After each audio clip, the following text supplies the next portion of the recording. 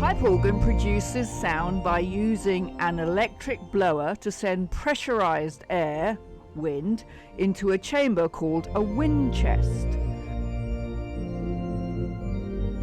Select a stop, press a key, and it opens a valve or pallet, allowing this air to rush into a specific pipe, which produces a single note.